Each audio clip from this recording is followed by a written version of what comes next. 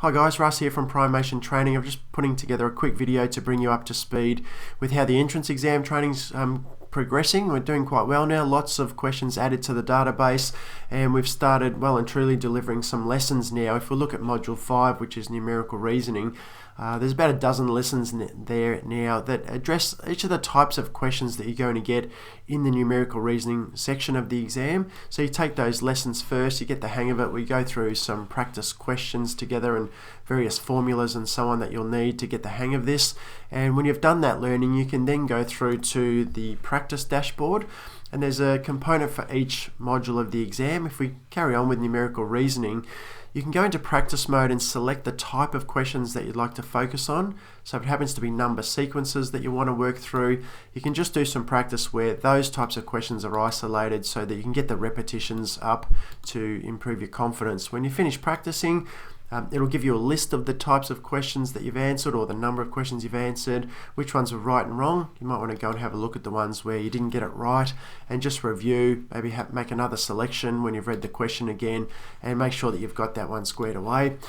We go back to the practice dashboard. When you feel ready, you can take a test. Now the test is different, the time comes into play now, and the limit for the numerical reasoning test is the 20 minutes. There's 34 questions for numerical reasoning, and we've got about 300 questions now in our database. So every time you do an exam, it will be different. It's selected at random, the questions are displayed in a random order.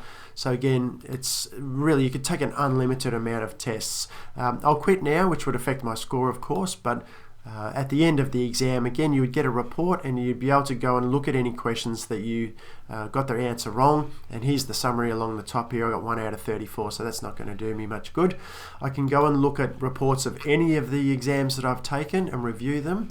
If I go back to the practice dashboard, it says here my last result just now was 3%, so not very flash. The orange tick signals that or indicates that I've attempted the test for this component but haven't yet reached the pass mark. If I had, it would be displaying green, and that would tell me that I've been able to pass the requirement for those components that show green. Doesn't mean you can't keep practicing the simulated tests, but it just gives you an overview of how you're progressing with your preparation for your entrance exam. So that's a quick overview, guys. Just wanted to bring you up to speed. Plenty more videos to come, even more questions to go into the database. So still a lot to do, but there are plenty of members now making use of the lessons that we have done and certainly getting stuck right into these practice tests. So there you go, quick update, and I'll do another one for you as we get a bit further down the track. Okay guys, cheers.